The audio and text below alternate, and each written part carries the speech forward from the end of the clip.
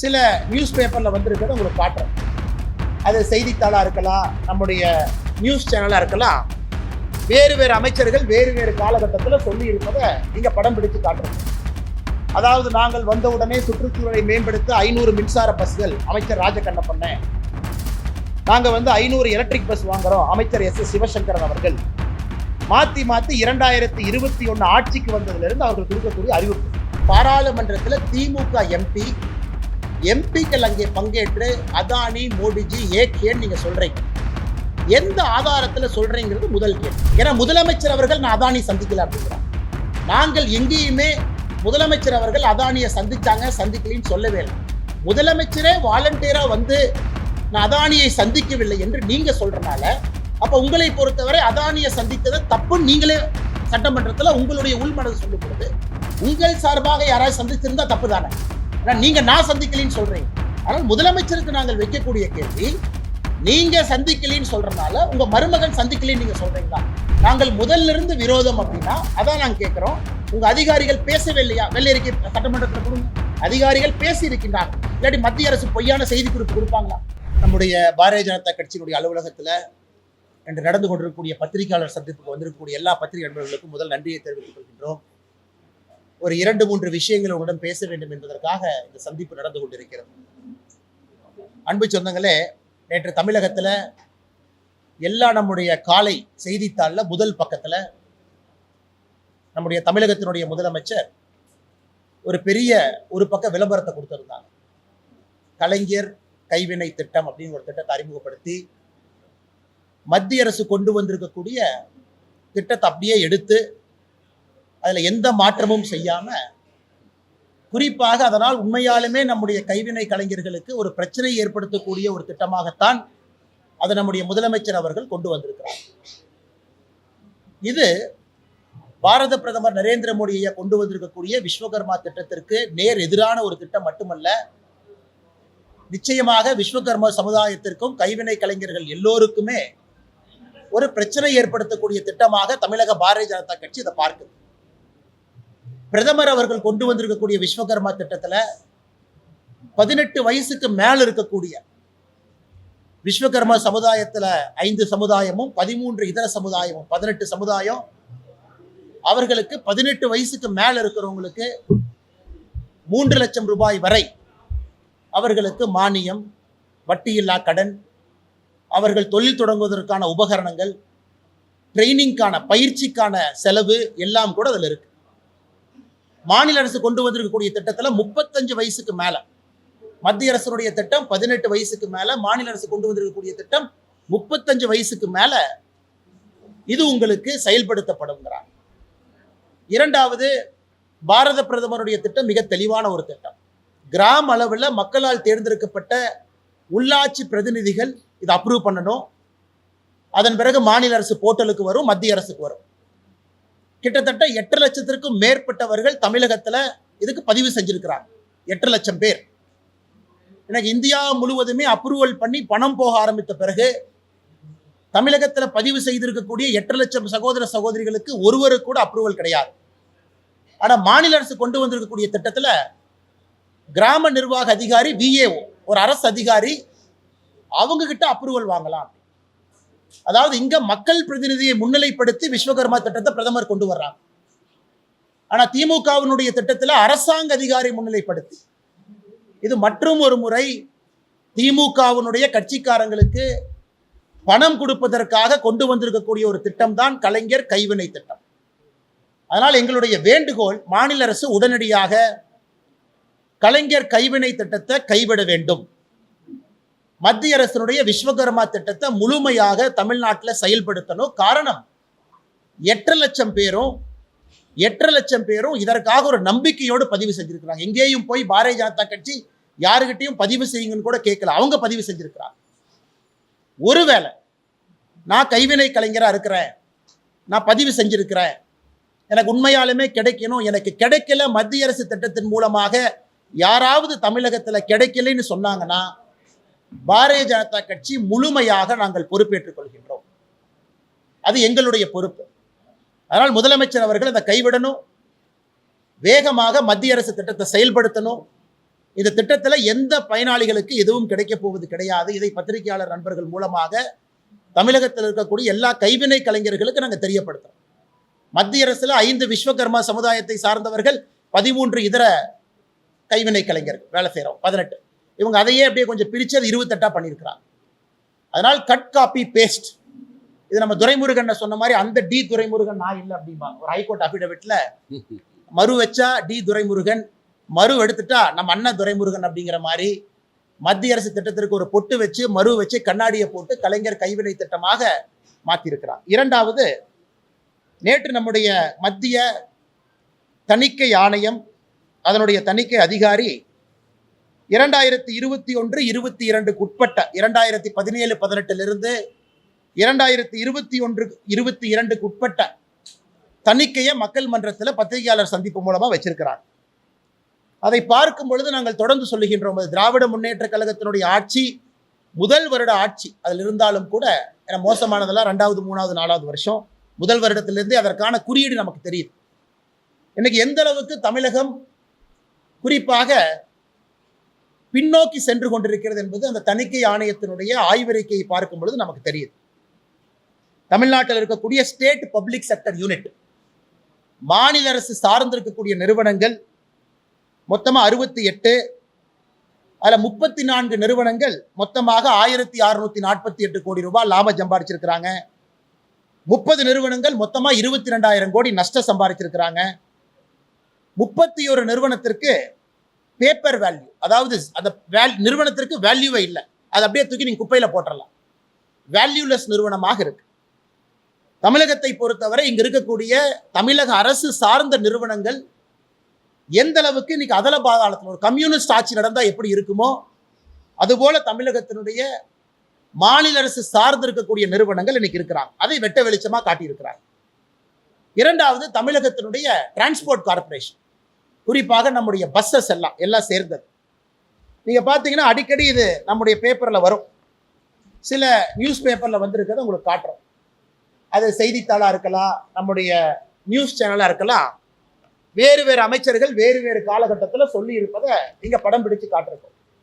அதாவது நாங்கள் வந்த உடனே சுற்றுச்சூழலை மேம்படுத்த 500 மின்சார பஸ்கள் அமைச்சர் ராஜகண்ணப்பண்ண, நாங்க 500 எலக்ட்ரிக் பஸ் வாங்குறோம் அமைச்சர் எஸ் சிவசங்கரன் அவர்கள். மாத்தி 2021 ஆட்சிக்கு வந்ததுல இருந்து அவர்கள் கொடுக்கக்கூடிய அறிவிப்பு. ஆனா இன்னைக்கு இந்த ஆய்வறிக்கையை பார்க்கும் பொழுது தமிழகத்துல மொத்தமாக டிரான்ஸ்போர்ட் கார்பரேஷனுடைய லாஸை பார்த்தீங்கன்னா அது 2021-22 முடியும் பொழுது 21,000 கோடி ரூபாய். அதற்கு இன்னைக்கு லோன் இருக்கு 6,000 கோடியிலிருந்து. எங்கேயும் கூட லாபம் வருவதற்கான சாத்தியமே இல்லை.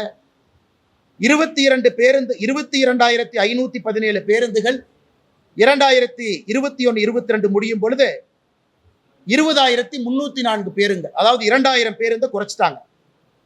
அதையெல்லாம் தாண்டி நாங்கள் தொடர்ந்து பேசிக் கொண்டிருக்கக்கூடிய விஷயம், 2022 பாரதிய ஜனதா கட்சி ஆர்ப்பாட்டம் நடத்தணும். டிரான்ஸ்போர்ட் கார்பரேஷன்ல இருந்து பணி ஓய்வு பெற்றிருக்கக்கூடிய அன்பு சகோதர சகோதரிகளுக்கு நீங்க அவங்களுக்கான எந்த ப்ரொவிஷனுமே கொடுக்கலன்னு. அதற்கு இந்த ஆய்வறிக்கையில் நமக்கு உண்மை தெரிஞ்சிருச்சு. அவர்களுடைய கான்ட்ரிபியூட்டரி பென்ஷன் ஃபண்ட் 4,565 கோடி ரூபாய, காம்பன்சேஷன் செஸ் ஃபண்ட் 492 கோடி ரூபாய பேருந்து இயக்குவதற்காக இங்க திருப்பி விட்டுட்டாங்க. பென்ஷனுக்காக வாங்கப்பட்ட பணம் 4,500 கோடி ரூபாய் தினசரி பஸ்ஸை இயக்குவதற்காக திருப்பிட்டாங்க. பென்ஷன் கொடுப்பதற்கான பணம் கூட இல்லை. அது போராட்டம் செய்த பிறகு 2024 கொஞ்சமா கொடுத்திருக்கிறாங்க. ஸோ டிரான்ஸ்போர்ட் கார்பரேஷனும் ஒரு ஃபெயிலியர் என்பது அங்கிருந்து தெரிஞ்சுக்கிட்டோம். முக்கியமானது நம்முடைய கோவில்கள். தொடர்ந்து தமிழக அரசு செய்யக்கூடிய ஒரு ஏமாற்று வேலை, தமிழகத்தில் இருக்கக்கூடிய எந்த கோவிலும் கூட சிஏஜி ஆடிட், அதற்கு நாங்கள் அந்த டீட்டெயில்ஸ் கொடுக்க மாட்டோம். மெட்ராஸ் ஹைகோர்ட் ஜஸ்டிஸ் மகாதேவன் ஆதிகேசவன் அவங்களுடைய பெஞ்சில் ஜூன் 8ஆம் தேதி 2023 ஒரு தீர்ப்பு கொடுத்திருக்கிறாங்க. தமிழ்நாட்டில் இருக்கக்கூடிய ஹெச்ஆர்என்சி எல்லா கோவில்களும் கூட தணிக்கைக்கு உட்படுத்தப்பட வேண்டும். எப்படி பணம் வருது, எப்படி செலவாதுன்னு மக்கள் பார்க்கணும். அதனால் நீதிமன்றம் கொடுத்த தீர்ப்புக்கு எதிராக தமிழக அரசு ஹெச்ஆர்என்சி டிபார்ட்மெண்ட் சம்பந்தப்பட்ட எந்த கணக்கு வழக்கும் சிஏஜி அமைப்புக்கு கொடுக்கல. இதை வன்மையாக நாங்கள் கண்டிப்பது மட்டுமில்லாம எதற்காக தமிழகத்தில் HRNC அமைப்பு இருக்கக்கூடாது என்பதற்கு இதுவும் ஒரு உதாரணம் என்பதை உங்களிடம் சொல்லிக்கொள்ள நாங்கள் கடமைப்பட்டிருக்கின்றோம். 4 லட்சம் ஏக்கருக்கு மேலே HRNC நிர்வாகத்தில் இருக்கு. 1000 கோவில்கள் இருக்கு, வருமானம் வருது. அதனால் தமிழகத்தில் இருக்கக்கூடிய ஒரு குடிமகனுக்கும் தெரிய வேண்டிய விஷயம், எப்படி பணம் வருது, எப்படி பணம் செலவாது. இதை மாண்புமிகு உயர்நீதிமன்றம் கொடுத்திருக்கக்கூடிய தீர்ப்புக்கு எதிராக தமிழக அரசினுடைய நடவடிக்கை இருக்கு. இதற்காக பாரதிய ஜனதா கட்சி மாண்புமிகு நீதிமன்றத்தில், உயர்நீதிமன்றத்தில் contempt of court Bharatiya Janata கட்சி தமிழக அரசின் மீது நாங்கள் ஃபைல் பண்ண போறோம். குறிப்பாக HRNC-யினுடைய ரெக்கார்ட்ஸ் எதுவுமே கொடுக்காம அலக்கழிச்சு அதை ரிப்போர்ட்ல காமிச்சிருக்கிறாங்க. நாங்கள் செக்ரட்டரியை பார்த்தோம், சீஃப் செக்ரட்டரியை 3 முறை முறையிட்டோம், எங்கேயும் கூட எங்களுக்கு எதுவும் கிடைக்கல. அதையெல்லாம் தாண்டி இன்னும் நம்ம ஃபினான்சியெல்லாம் பார்க்கும் பொழுது அதல பாதாளத்தில் தமிழகத்தினுடைய அரசு இயந்திரம் செயல்பட்டு கொண்டிருக்கிறது என்பதை இந்த தணிக்கை உறுதி செஞ்சு. ஏன்னா அடுத்த தணிக்கை வர்றதுக்கு இன்னும் 4 வருஷம் ஆகும். 4 வருஷம் கழிச்சு இன்னொரு பத்திரிகையாளர் சந்திப்பில் பேசுவதை விட இப்பொழுதே தமிழக அரசு விழித்துக் கொள்ள வேண்டும். சும்மா ஏதோ ஒரு இண்டிகேட்டர் 2 இண்டிகேட்டர் உயர்ந்திருக்குது அப்படிங்கிறத திரும்ப திரும்ப பேசுறாங்க. ஒரு இண்டிகேட்டர் நல்லா இருக்குன்னா 99 இண்டிகேட்டர் மோசமா இருக்கு. அதனால் இன்னைக்கு நம்முடைய மீடியா நண்பர்களுக்கும் அன்பான வேண்டுகோள், இந்த CAG ரிப்போர்ட்டை நீங்க கொஞ்சம் நல்லா அனலைஸ் பண்ணி உங்களுடைய சேனல்ல செக்டார் வைஸா நீங்க போடணும். ஹெல்த் எப்படி இருக்கு, எஜுகேஷன் எப்படி இருக்கு, சோஷியல் செக்டர் எப்படி இருக்கு, ஒரு டிபார்ட்மெண்ட்டும் எப்படி இருக்கு, உயர்ந்திருக்கா தாழ்ந்திருக்கா என்பதையெல்லாம் நீங்கள் உங்களுடைய பத்திரிகை சேனல் மூலமாக, பிரிண்ட் எலக்ட்ரானிக் மீடியா மூலமாக நீங்கள் மக்களுக்கு எடுத்து காட்ட வேண்டும். நாங்கள் உங்களுக்கு சில விஷயங்களை மட்டும் குறிப்புகளை கொடுக்கிறோம், நீங்க அதை டீட்டெயிலாக எடுத்துட்டு செல்ல வேண்டும் என்பது எங்களுடைய ஆசை. 3வது, நாங்கள் அதானிக்கும் திமுக அரசு கான்ட்ராக்ட் கொடுத்துருக்கிறாங்க அப்படிங்கிறத தொடர்ந்து பேசுறோம். அதற்கு ஒரு அமைச்சர் என்ன சொல்றாரு, இல்ல அது அதிமுக ஆட்சியில கொடுத்தாங்க, நாங்க கொடுக்கல. அதற்கு நாங்க சொல்றோம், இல்ல நீங்க ஆட்சிக்கு வந்த பிறகு மறுபடியும் நீங்க கொடுத்துருக்கிறீங்களே, கமுதி சோலார் பவர் பிளான்ட்டுக்கு நீங்க கொடுத்துருக்கிறீங்க. அதனால் முதலமைச்சர் அவர்கள் நேற்று சட்டமன்றத்தில் பேசும் பொழுது எதிர்கட்சிகள் என் மேல அபாண்டமான குற்றச்சாட்டு வைக்கிறாங்க, நான் அதானியை சந்திச்சதே இல்லை அப்படின்னு.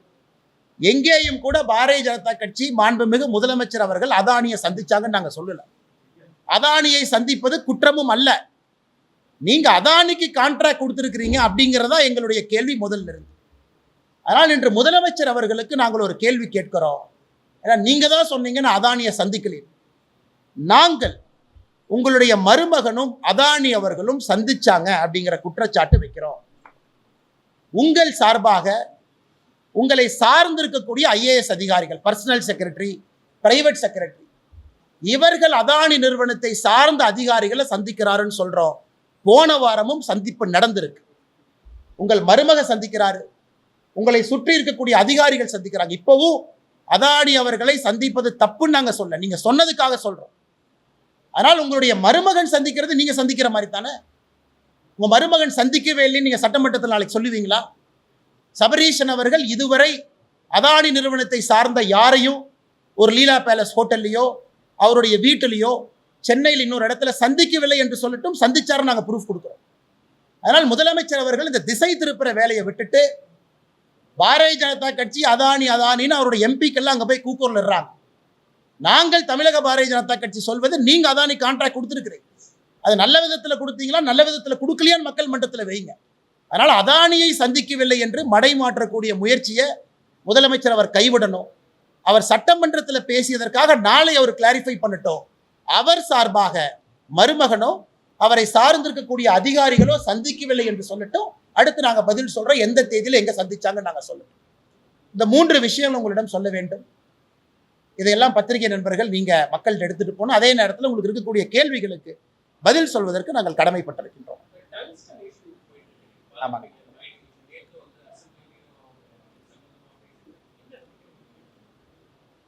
எங்க பாரதிய ஜனதா கட்சியினுடைய நிலைப்பாடு, எங்களுடைய மாவட்டத்தினுடைய தலைவர்கள், பாரதிய ஜனதா கட்சியினுடைய அந்த பகுதியினுடைய தலைவர்கள் எல்லாம் விவசாய நண்பர்களை சந்திச்சு பேசிட்டு இருக்காங்க.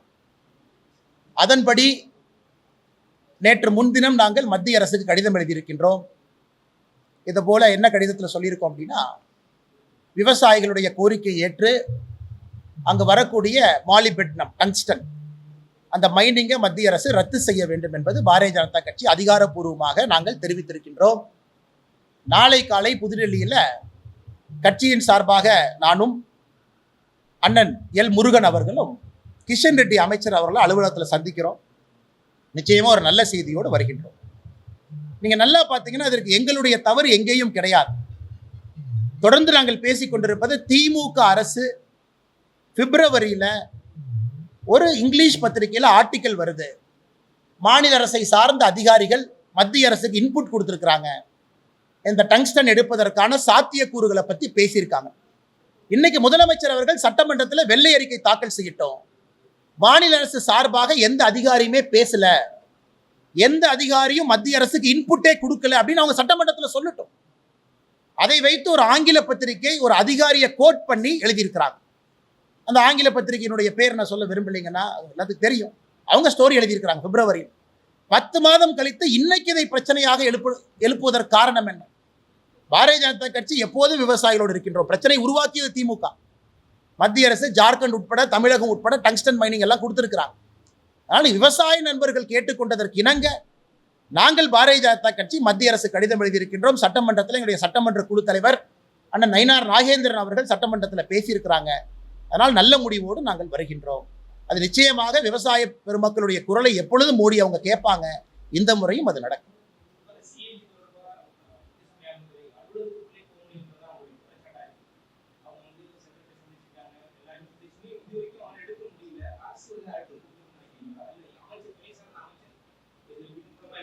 ஆனால் chief secretary speaks for the கவர்மெண்ட்டுங்கண்ணா. ஒரு மாநிலத்தினுடைய தலைமைச் செயலாளர் முதலமைச்சருக்காக அவருடைய நடவடிக்கை எப்பொழுதுமே இருக்கும். தலைமைச் செயலாளருடைய நடவடிக்கை முதலமைச்சர் நடவடிக்கைக்கு வேறு நம்ம சொல்ல முடியாது. Chief secretary speaks for the chief minister. 2 முறை தலைமைச் செயலாளரை சந்தித்து சிஏஜி முறையிட்டிருக்கிறார். 2 முறையும் கூட தலைமைச் செயலாளர் அதற்கு ஒப்புக்கொள்ளவில்லை என்றால் திமுக ஆட்சிக்கு வந்த பிறகு மாண்புமிகு உயர்நீதிமன்றம் ஜூன் 6, 2023 அவங்க தீர்ப்பு கொடுத்திருக்கிறாங்க. Justice Mahadevan, justice Adikesavan. அப்படி இருந்து இவர்கள் மதிக்கவில்லை என்றால் எதையோ மறைக்க முயற்சிக்கிறாங்க. அது தெல்ல தெளிவா தெரியுது, வெட்ட வெளிச்சமா தெரியுது. எதையும் மறைக்க முயற்சிக்கிறீங்க? நீங்க ரெண்டல் இன்கம் எங்கிருந்து வருது, யாரு கொடுக்குறாங்க, இதை கண்டுபிடிச்சிருவாங்கன்னா? இல்ல ஆளுங்கட்சிக்காரங்க கையில கோயில் நிலம் இருக்கிறத கண்டுபிடிச்சிருவாங்களா? இல்ல ஆளுங்கட்சிக்காரங்க ₹1 வாடகை கொடுக்கறத கண்டுபிடிச்சிருவாங்களா? அதனால் எதை மறைப்பதற்காக முதலமைச்சர் நேர்மையாக இருந்தால், அரசு நேர்மையா இருந்தா தணிக்கை பண்ணிட்டு வெள்ளை அறிக்கை கொடுக்கலாமே. பாருங்க, நல்லபடியா கோயில் நடத்துறோம். இந்த பாஜக சும்மா சொல்றாங்க. நல்லபடியாக கோயில் நடத்தி இருந்தால் எதற்காக நீங்கள் அதை மூடி நாங்கள் தணிக்கைக்கே வரமாட்டேன்னு சொல்லணும். 2 முறை அந்த துறையினுடைய உயரதிகாரி செயலாளரை பார்க்குறாங்க, 2 முறை தலைமைச் செயலாளரை பார்க்குறாங்க. அப்படி இருந்தும் கூட அவர்களுக்கு அந்த இன்புட் கிடைக்கவில்லை என்றால் திமுக அரசு எதையோ மறைக்கிறாங்க. அதில் எந்த மாற்று கருத்தும் இல்லை. அதனால்தான் contempt of court Bharatiya Janata கட்சி நாங்கள் செல்ல இருக்கிறோம்.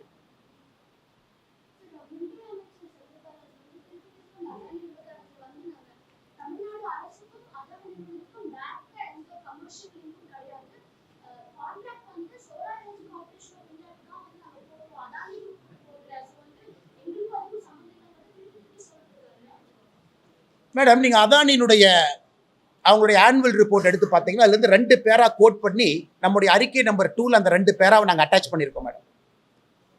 அதாவது தமிழக அரசை பொறுத்தவரை கரெக்ட், இந்திய அரசு ஒரு லெவலுக்கு மேலே எல்லாமே சோலார் எனர்ஜி கார்பரேஷன் மூலமாக கீழே கொண்டு வந்துட்டாங்க. ஏன்னா இந்தியா முழுவதும் ஒரு ஃபிக்ஸட் ரேட்டை நோக்கி போகணும் அப்படின்னு. இந்தியா முழுவதும் இது நேர்மையான விதத்தில் செல்ல வேண்டும் என்பதற்காகத்தான் அது கொண்டு வரப்பட்டது. நாங்கள் வைக்கிற குற்றச்சாட்டு முதல்ல இருந்து நீங்கள் அதானிக்கு ஃபேவர் பண்ணீங்கன்னு வைக்கல. பாரதிய ஜனதா கட்சியும் அதானிக்கும் நீங்க முடிச்சு போடுறீங்க. நீங்க ஆட்சிக்கு வந்த பிறகு அதிமுக அரசுல போடப்பட்ட அந்த ஒப்பந்தம், நீங்க சொல்ற ஒப்பந்தத்தினுடைய கண்டினியூட்டியில கமுதி பிளான்ட்டுக்கு நீங்க 90 கோடி ரூபாய் 90 கோடி சில்லறை நீங்க கொடுத்துருக்கிறீங்க. அதை நீங்க கேன்சல் பண்ணிருக்கலாமே. இல்ல நாங்க சோலார் எனர்ஜி கார்பரேஷன் படி தான் நாங்க பணம் கொடுப்போம்னு. ஏற்கனவே போட்ட கான்ட்ராக்ட் கண்டினியூ ஆகுதுன்னா நீங்க அதை கண்டினியூ பண்றீங்கல்ல, அதான் எங்களுடைய குற்றச்சாட்டு. இதை அமைச்சர் அவர்கள் இங்கேன்னு சுத்தி வர்றாங்க. நீங்க அதை கொடுத்தனால நீங்கள் பாரதிய ஜனதா கட்சி அதானின் பேசுவதற்கு உங்களுக்கு உரிமை இல்லை என்பதுதான் எங்க முதல் குற்றச்சாட்டு. அதனைக்கு முதலமைச்சர் ஒருபடி மேல போய் அதானி சந்திக்கவே இல்லைங்கிறார். அதானியை சந்திப்பது தப்பு நாங்கள் எப்பவுமே சொல்லி. ஏன் தமிழகத்தில் அம்பானி அவர்கள் திருமணம் அழைப்புதல் கொடுத்த பொழுது முதல் ஆளாக இங்கிருந்து ஓடி போனது யாரு? துணை முதலமைச்சர் போனாங்க. அம்பானி அவர்கள் துணை முதலமைச்சருக்கு மட்டும் இன்விடேஷன் கொடுக்கலீங்க, எனக்கு இன்விடேஷன் கொடுத்தாங்க.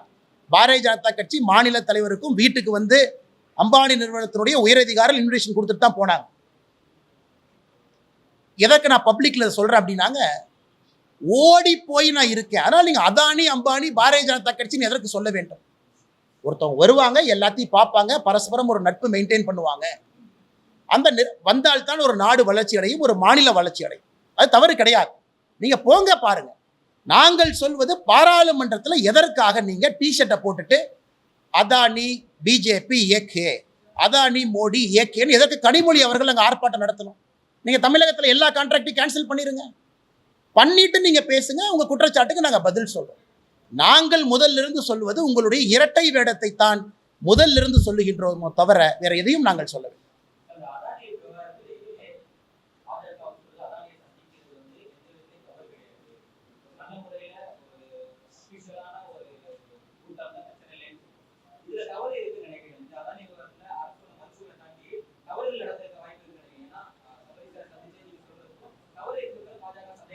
ஆனால் தவறு என்கின்ற குற்றச்சாட்டை இப்போ நான் வைக்கலீங்கண்ணா. ஏன்னா நம்முடைய அறிக்கை மிக தெளிவாக இருக்கிறது. பாராளுமன்றத்தில் திமுக எம்பிக்கள் அங்கே பங்கேற்று அதானி மோடிஜி ஏகேன்னு நீங்க சொல்றீங்க. எந்த ஆதாரத்தில் சொல்றீங்கிறது முதல் கேள்வி. இரண்டாவது கேள்வி, அப்ப எங்களுக்கும் அதானி நிறுவனத்திற்கும் தமிழக அரசுக்கும் தொடர்பு இல்லையா அப்படிங்கிறத மக்கள்கிட்ட தெளிவுபடுத்தும். நாளைக்கு அதானி வந்து தமிழகத்துக்கு நான் 1 லட்சம் கோடி இன்வெஸ்ட் பண்றேன்னா யாராக இருந்தாலும் சிவப்பு கம்பளத்தை போட்டு வரவேற்கலாம். காரணம், தொழில் வருது, வேலை வாய்ப்பு வருது, மக்களுக்கு வேலை கிடைக்குது. நாங்கள் குற்றச்சாட்டு இதுவரை வைக்கலீங்கன்னா. நாங்கள் சொல்வது இல்லைன்னு நீங்க ஒத்துக்க. இல்லை, இருக்கு. நீங்க அதானி கொடுத்துருக்கீங்க. அப்படி இருக்கும் பொழுது பாரதிய ஜனதா கட்சி ஆளுகின்ற மாநிலத்தில் அதானி கொடுத்துருக்கிறாங்க, அதனால ஃபேவர் பண்றாங்கன்னு நீங்க சொல்ற குற்றச்சாட்டுல எந்த உண்மை இருக்கிறது என்பதுதான் எங்களுடைய தொடர் கேள்வி. ஏன்னா முதலமைச்சர் அவர்கள் நான் அதானி சந்திக்கல அப்படிங்கிறார். நாங்கள் எங்கேயுமே முதலமைச்சர் அவர்கள் அதானியை சந்திச்சாங்க சந்திக்கலின்னு சொல்லவே இல்லை. முதலமைச்சரே வாலண்டியரா வந்து நான் அதானியை சந்திக்கவில்லை என்று நீங்க சொல்றனால அப்ப உங்களை பொறுத்தவரை அதானியை சந்தித்தது தப்புன்னு நீங்களே சட்டமன்றத்தில் உங்களுடைய உள்மனதை சொல்லும் பொழுது உங்கள் சார்பாக யாராவது சந்திச்சிருந்தா தப்பு தானே? ஏன்னா நீங்க நான் சந்திக்கலின்னு சொல்றீங்க. ஆனால் முதலமைச்சருக்கு நாங்கள் வைக்கக்கூடிய கேள்வி, நீங்க சந்திக்கலின்னு சொல்றனால உங்க மருமகன் சந்திக்கலின்னு நீங்க சொல்றீங்களா? மறுபடியும் சொல்றாங்க, நான் சந்திப்பது தவறு கிடையாது. நாளைக்கு அதானி 1 லட்சம் கோடி கொடுக்குறேன்னா சந்திச்சு தான் ஆகணும். மாநிலத்தில் வாங்க பணம் கொடுங்க. நீங்களே வாலண்டியரா ஏன் நான் சந்திக்கலீங்க? அப்ப நான் அதானி வேற நான் வேறன்னு நீங்க சொல்லும் பொழுது உங்க குடும்பத்தில் யாருமே சந்திக்கலையாங்கிறதா எங்களுடைய கேள்வி. 100% சந்திச்சிருக்காங்க. நான் ரூம் நம்பரோட நான் சொல்றேங்கண்ணா, முதலமைச்சர் சட்டமன்றத்தில் இல்லைன்னு சொல்லுங்க. முதலமைச்சருடைய அவரை சுற்றி இருக்கக்கூடிய IAS அதிகாரிகள், பிரைவேட் செக்ரட்டரி, பர்சனல் செக்ரட்டரி, அவங்க அதானியினுடைய அதிகாரிகள் ரெகுலரா சந்திக்கிறாங்க. ஏன்னா அவங்க முதலமைச்சருக்காக பேசுறாங்க. சந்திப்பு நடக்குது, இந்த வாரமும் நடக்குது. என்னங்கண்ணா, அதான் நான் சொல்றேங்கன்னா, சட்டமன்றத்துல இது சொல்வதற்கான காரணம் என்னன்னு கேட்கிறேன். நான் அதானி சந்திக்கவே இல்லை. அப்ப அதானியை சந்திப்பது ஒரு குற்றம், அதனால நான் சந்திக்கலன்னு நீங்க சொன்னா மருமகன் சந்திக்கலையா? அதையே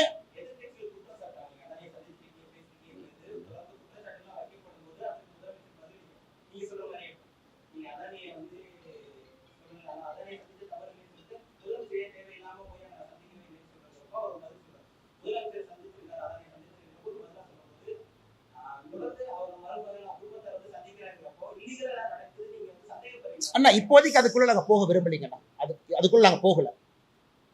முதலமைச்சரையா வாலண்டியரா வந்து நான் சந்திக்கலன்னா அமெரிக்காவில் ஒரு கோர்ட்ல அங்க இருக்கக்கூடிய அரசு நிறுவனம் ஒரு சார்ஜ் ஃபைல் பண்ணியிருக்காங்க. குறிப்பாக தமிழகம் முதல்ல குறிப்பிட்டிருக்காங்க. அதுல தமிழகத்தினுடைய மின்சார கொள்முதலை குறிப்பிட்டிருக்காங்க. இங்க நடந்திருக்குன்னு சொல்றாங்க. பாரதிய ஜனதா கட்சியினுடைய தொடர் குற்றச்சாட்டு, உங்களுக்கு அது ஜூரிஸ்டிக்ஷன் இல்லைங்கிறது நம்ம குற்றச்சாட்டு. அமெரிக்கால இருந்து நீங்க எங்களுக்கு சொல்றேன், அது உங்க ஜூரிஸ்டிக்ஷனே கிடையாது. எங்க நாட்டில் பிரச்சனை இருந்தால் நாங்கள் அதை பார்த்துக்கிறோம். யாரு வேணாலும் ஒரு மெட்ராஸ் ஹைகோர்ட்ல கம்ப்ளைண்ட் கொடுக்கட்டும், தமிழ்நாட்டில் DVACல போய் கம்ப்ளைண்ட் கொடுக்கட்டும், நாங்க விசாரிக்கிறோம். அதுதான் நம்மளுடைய அந்த குற்றச்சாட்டு. முதலமைச்சர் வாலண்டியரா வந்து இல்லை இல்லை இல்லைன்னு சொல்றதுதான் நீங்க கேட்பது போல் சந்தேகம் எழுதா அப்படின்னு கேட்கிறீங்க. நான் முதலமைச்சருக்கு சொல்றது, நீங்க சட்டமன்றத்துல மக்கள் மன்றத்துல நான் சந்திக்கலன்னு நீங்க சொல்றீங்க. உங்க மருமகன் சந்திச்சிருந்தா அப்ப நீங்க குற்றத்தை ஒப்புக்கிட்டீங்க. ஏன்னா நீங்க தான் அதை மறைக்க பாக்குறீங்க. நான் அந்த குற்றங்கிற பாயிண்ட்டுக்கே போலீங்கன்னா. ஏன்னா தொடர்ந்து DIPR ஸ்டேட்மெண்ட் இஷ்யூ பண்றாங்க. நாங்க எந்த கான்ட்ராக்ட் கொடுக்கல, கான்ட்ராக்ட் கொடுத்துருக்கீங்க. அப்படி இருக்கும் பொழுது பாரதிய ஜனதா கட்சியும் அதானியும் உங்களுடைய எம்பிக்கள் பாராளுமன்றத்தில் எதற்காக சம்பந்தப்படுத்தி அமளி துளியிலே ஈடுபடுகின்றார்கள் என்பதுதான் எங்களுடைய குற்றச்சாட்டு.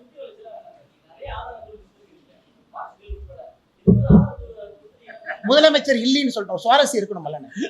முதலமைச்சர் வந்து சட்டமன்றத்துல இல்ல அவர் பொய் சொல்றாரு, என் குடும்பத்திலே யாரையும் சந்திக்கலன்னு சொல்லிட்டோம். அப்புறம் ஆதாரம் கொடுத்தாங்க. சொல்லட்டுங்க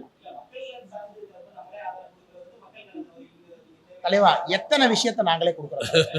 கொடுக்காமையா பேசுறோம்? எவ்வளவு விஷயம் கொடுக்குறோம், நிறைய கொடுக்குறோம். இல்லைன்னு சொல்லட்டும். அவரு தான் நேற்று சொன்னாரு. சொல்லுங்கண்ணா.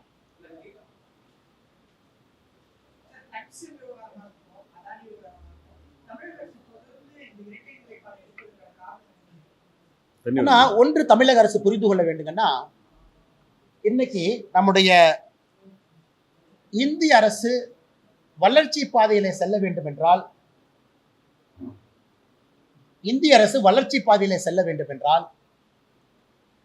டெவலப்மெண்டல் ஒர்க் நடந்துதாங்க ஆகணும். அதுல மாற்று கருத்து இல்லைங்க. டங்ஸ்டன் விகாரத்தை பொறுத்த வரைக்கும் அது நியாயமான ஒரு விஷயம். காரணம், சமணர் படுகை இருக்கு, மெகாலித்திக் பரியல் சைட் 2000 ஆண்டுகள் பழமை எல்லாம் இருக்கு, அழகர்மலை பக்கத்துல இருக்கு. ஓகேங்க. இன்னைக்கு மத்திய அரசு எல்லா விஷயமும் கூட தமிழகத்திற்கு கொண்டு வரும் பொழுது எல்லாத்தையும் முட்டுக்கட்டை போட்டுக்கிட்டே இருந்தாங்கன்னா அது முன்னாடி போகாது. நீங்க ஆக்கப்பூர்வமா என்கேஜ் பண்ணி, இல்ல பிரச்சனை இல்லாத ஒரு பகுதிக்கு மத்திய அரசை கூட்டிட்டு போங்க. அதெல்லாம் ஆக்கப்பூர்வமான அரசியலை வைப்போம். எல்லாம் வேண்டாம் வேண்டாம் வேண்டாம்னு எல்லாம் சொல்ல ஆரம்பிச்சீங்கன்னா இந்த மாநிலத்தினுடைய வளர்ச்சி இன்னும் 10 ஆண்டுகள் கழித்து எங்க போய் நிற்கும் என்பதுதான் எங்கள் கேள்வி. எதுவுமே வேண்டாம், உள்ளே வராதீங்க, அது ஒரு ஆக்கப்பூர்வமான ஒரு போக்கு கிடையாது.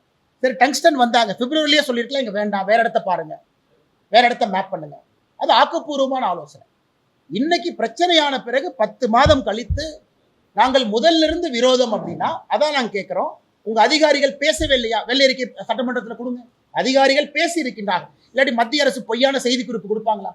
மத்திய அரசுடைய செய்தி குறிப்புல தமிழக அரசு எங்கிட்ட பேசினாங்கன்னு அவங்க சொல்றாங்க. அப்ப மத்திய அரசு பொய் சொல்றாங்களா? கிடையாது. அதனால் முதலமைச்சர் அவர்கள் ஒரு ஸ்டாண்ட் எடுங்க. டெவலப்மெண்டா, நோ டெவலப்மெண்டா, அந்த டெவலப்மெண்ட் எந்த மாதிரி? ஸோ நீங்க போராட்டம் வெடிக்குது, அதன் பிறகு நான் ஸ்டாண்டை மாத்துறேன் அப்படிங்கிறது ஒரு நல்ல முதலமைச்சருக்கு அழகு கிடையாது.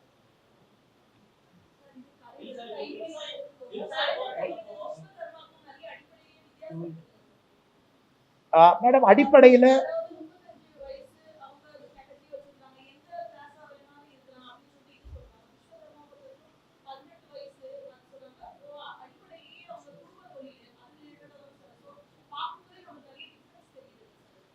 இங்க பாருங்க, 18 வயசு தமிழக அரசுக்கு நான் கேள்வி கேட்கிறேன். 18 வயசுல இருந்து 35 வயசு வரைக்கும் நீங்கள் சொல்லி இருக்கக்கூடிய இந்த 28 தொழில் ஒரு சகோதரன் சகோதரி செய்யறாருன்னா ஏன் நீங்க லோன் கொடுக்கல?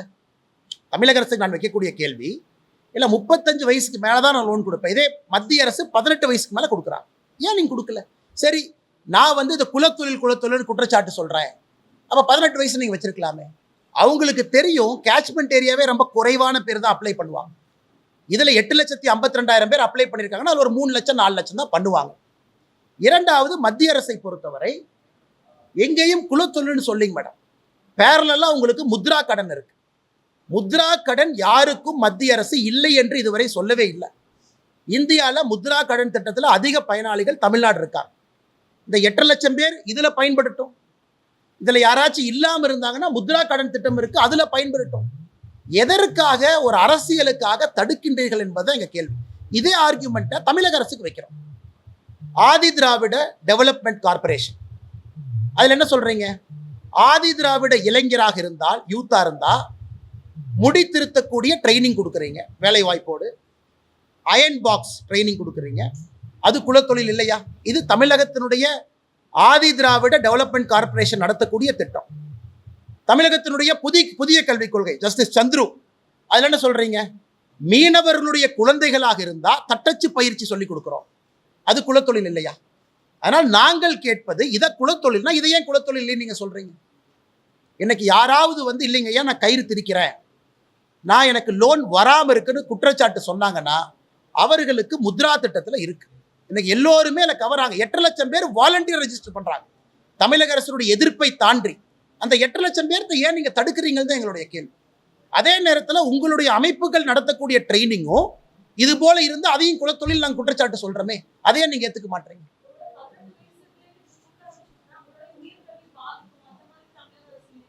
மேடம், 18 சரி 25 வயசுல ஒருத்தர் கயிறு தெரிக்கக்கூடிய தொழில் பண்றாங்க, 30 வயசுல பண்றாருன்னு வச்சுக்கலாங்க. என்ன உயர்கல்வி பாதிக்கும் மேடம்? அவங்க தொழில் பண்றாங்க, அவங்க தொழிலை விஸ்தாரப்படுத்துவதற்கு பணம் வேண்டும். அதை எப்படி அவங்க தடுக்கலாம்? யாருமே சொல்லியே. சரி, அவங்க உயர்கல்வி பாதிக்கும்னா ஒன்றும் இல்லைங்க, வாங்கிருங்க, கட்டிருங்க, உயர்கல்வி போறப்போ உயர்கல்விக்கு போங்க. இந்த கடன் வாங்குவதால் உயர்கல்விக்கு செல்லக்கூடாதுன்னு மத்திய அரசு எங்கேயும் சொல்லலீங்களே. இவர்களா ஏன் அசம்ஷன் பண்ணிக்கிறாங்க?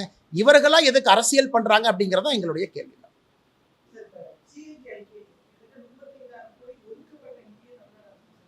நல்ல கேள்விங்கண்ணா. அதுல குறிப்பா பாருங்கன்னா 1000 கோடி ரூபாய் தொடர்ந்து நம்ம வைக்கக்கூடிய குற்றச்சாட்டு, குறிப்பாக திமுக அரசுடைய முதல் ஆண்டுல SC ST சப் பிளான்ல பட்டியலின சகோதர சகோதரிகள், பழங்குடியின சகோதர சகோதரிகளுக்கு வந்திருக்கக்கூடிய பணத்தை 1000 கோடி ரூபாயை திருப்பி அனுப்பியிருக்காங்க. செலவே செய்யாம மத்திய அரசுக்கு மாநில அரசு அனுப்பியிருக்கிறாங்க. அதையும் இந்த CAG அறிக்கை சுட்டி காட்டியிருக்கிறாங்க. கேட்டா சமூக நீதி பேசுவாங்க.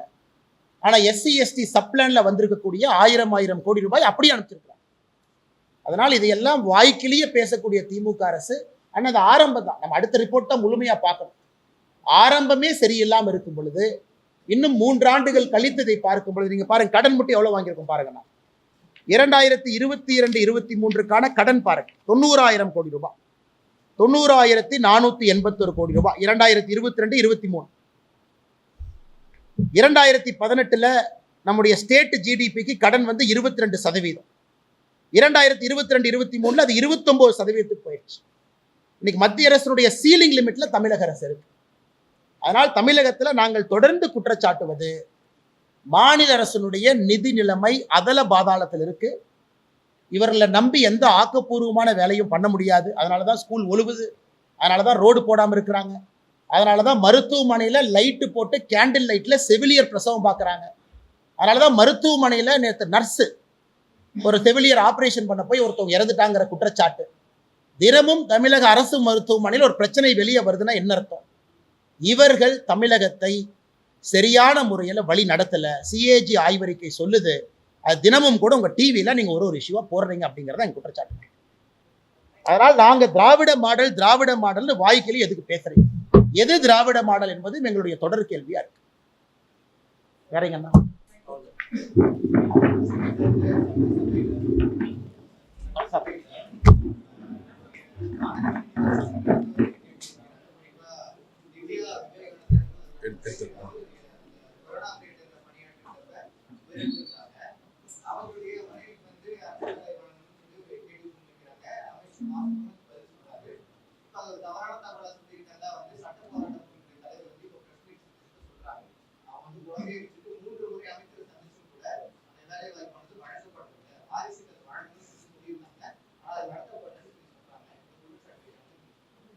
எனக்கு உண்மையில தெரியலீங்கண்ணா. நான் அக்காட்ட பேசுறேங்கண்ணா, தெரிந்த பிறகு பதில் சொல்றேங்கண்ணா.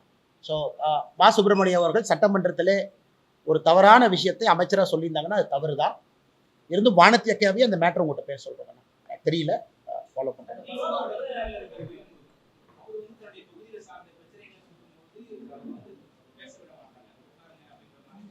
அட்லீஸ்ட் பத்திரிகை நண்பர்கள் நீங்க லைவா பாக்குறீங்க, நாங்க டிவியில எல்லாம் பாக்குறோம். எங்க எல்லாம் கட் பண்ணி சிஎம்மோட வெள்ளை கலர் சட்டையும் உதயநிதி ஸ்டாலின் அவர் டிஷர்ட்ல இருக்கக்கூடிய உதயசூரியன் இதைத்தான் மாத்தி காட்டுறாங்க. அதனாலதான் நீங்க கேட்கக்கூடிய நிறைய கேள்விக்கு எங்களால் பதில் சொல்ல முடியவில்லை. காரணம், லைவா என்ன நடக்குதுன்னே நாங்க பார்க்கலீங்கண்ணா. அதான் உண்மை. எங்களுக்கு தெரியறதில்ல, பத்திரிகை நண்பர்கள் நீங்க பாக்குறீங்க. ஆனால் இன்றைக்கு திமுக அரசை பொறுத்தவரை அந்த சட்டமன்றத்தினுடைய அவங்களே தேர்தல் அறிக்கையில கொடுத்திருந்தாங்க, லைவ் ப்ரொசீடிங்கை காட்டுறோம் அப்படி. இன்னைக்கு DIPR, உதாரணத்துக்கு DIPR அமைப்பு காலையில ஒரு ட்வீட் போடுறாங்க, வைக்கம் சத்தியகிரகத்துக்கு முதலமைச்சர் போறாங்க. அந்த ட்வீட்ல இந்தியா மேப்பையே தப்பா போடுறாங்க.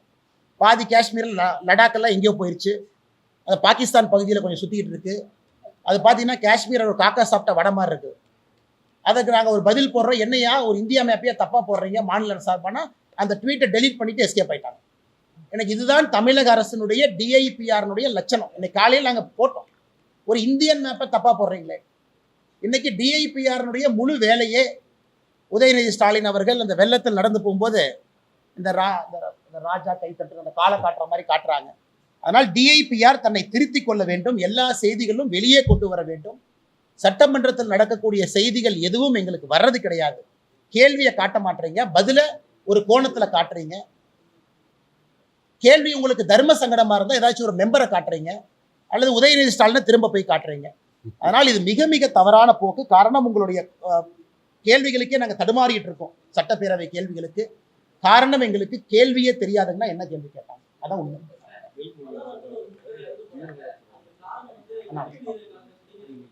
அண்ணா கொஞ்சம் சத்தமா சொல்லுங்க. Sorry, correct.